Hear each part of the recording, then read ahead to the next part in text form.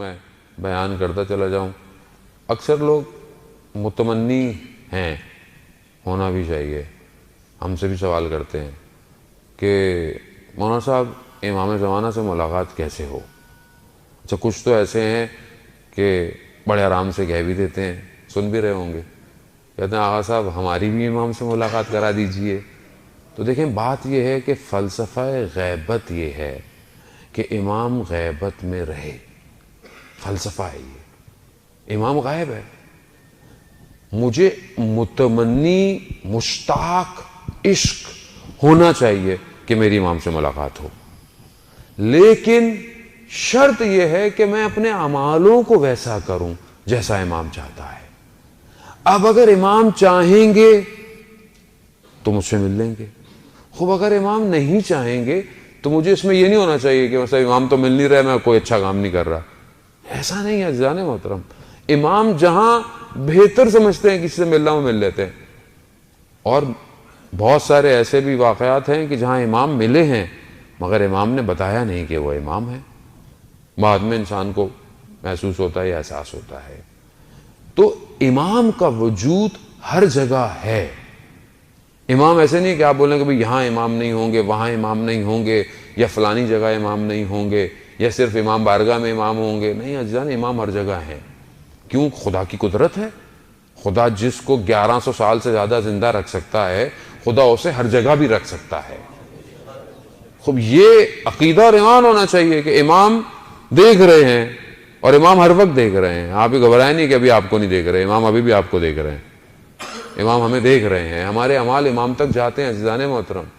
ہفتے میں بعض روایات 2 دفعہ کہتی ہیں، لیکن جاتے وقت کیا ہم اپنے امام ہمارے اعمال نامہ دیکھ کر خوش ہوتے ہیں یا گریہ کرتے ہیں؟ 2 کنڈیشن سے زیادہ تیسری کنڈیشن نہیں ہے. اب میں کوئی بھی عمل کروں یہ دیکھوں کہ میرا مولا میرے اس عمل سے راضی ہے یا نہیں ہے. تو اگر تو میں امام کی خوشنودی کے لیے کام کر رہا ہوں تو خوش بحال، اور اگر خدا نہ خواستہ عزیزان محترم میں اپنے امام کو ناراض کر رہا ہوں تو میں کیسا مومن ہوں جو اپنے مولا کو تکلیف دے رہا ہوں. خوب جوانوں کے لیے بہرحال یہ واقعہ میں پہلے بھی عرض میں چکا ہوں، لیکن آپ کی حسن سماعت کی نظر کہ ایک غالب دین نے اس کو بیان کیا، مختلف طریقے سے بیان کیا. انہوں نے دیکھا کہ سفر کر رہے تھے مشہد مقدس کی طرف، تو دیکھا ایک لڑکا برابر میں سوار ہے، ظاہراً حلیے سے بڑا ماڈرن لگ رہا تھا، پینٹ جو لباس اس نے پہنا ہوا تھا. تو لیکن جیسے ایک جگہ پر گاڑی رکی، کچھ ہوا تو نماز کا وقت آیا. تو اس جوان نے کہا کہ اگر آپ فوراً نہیں پڑھ رہے تو مجھے اجازت دیجئے میں فوراً نماز پڑھوں.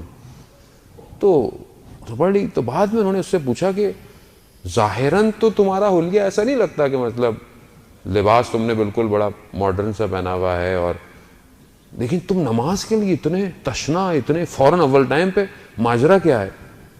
تو اس نے بیان کیا کہ میں اپنی گریجویشن کے لیے پیرس گیا، میں وہاں پڑھتا تھا، لیکن شہر مہنگا تھا رہائش کے لیے.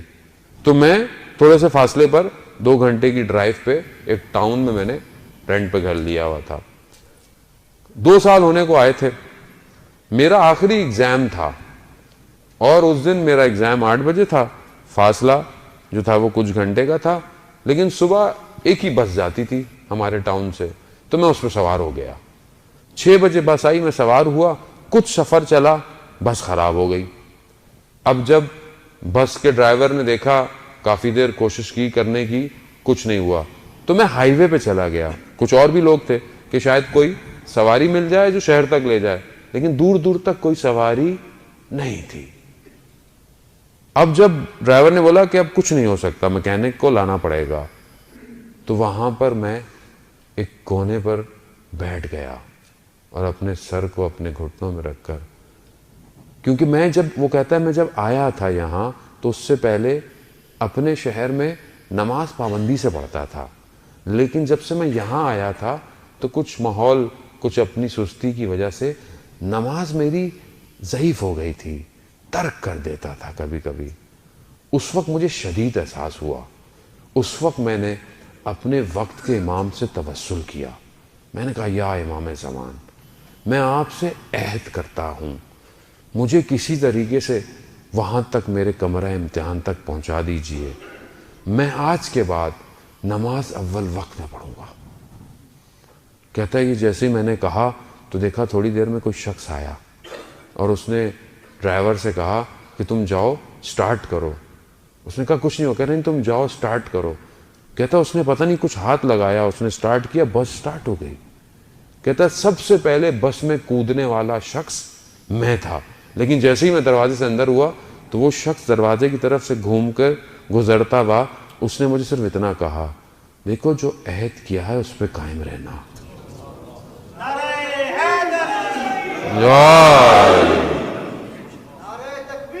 اللہ اکبر، اللہ اکبر، یا رسول اللہ، یا رسول اللہ،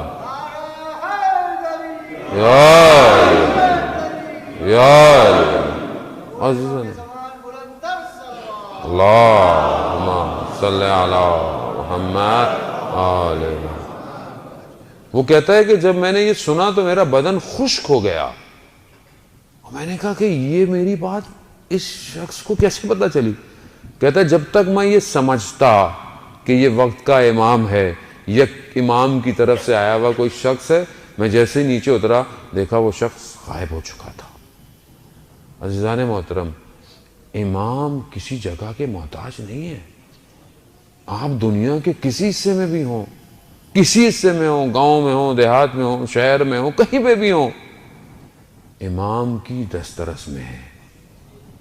اب یہ میرے پر ڈیپینڈ کرتا ہے کہ میں کتنا امام سے رابطہ کرتا ہوں۔ تو علامہ مجلسی اول فرماتے ہیں کہ میری امام زمانہ سے ملاقات ہوئی تو میں نے امام سے کہا کہ مولا مجھے خدا سے مانگنے کا طریقہ بتا دیجیے۔ تو امام زمانہ نے مجھے صحیفے سجادیہ کی طرف متوجہ کروایا کہ یہ وہ دعائیں ہیں کہ جن کے ذریعے سے تم اپنے پروردگار سے رابطہ پیدا کر سکتے ہو۔ عزیزان وہ دعائیں میری زندگی میں کہاں ہیں؟ میں آپ سے کیوں اپنے آپ سے کہہ رہا ہوں، 200 سے زیادہ دعائیں ہیں امام کی جو جمع کی گئی ہیں، صحیفے سجادیہ میں 50 سمتنگ ہیں، 50 سے زیادہ صحیفے سجادیہ کی شرح لکھی جا چکی ہے۔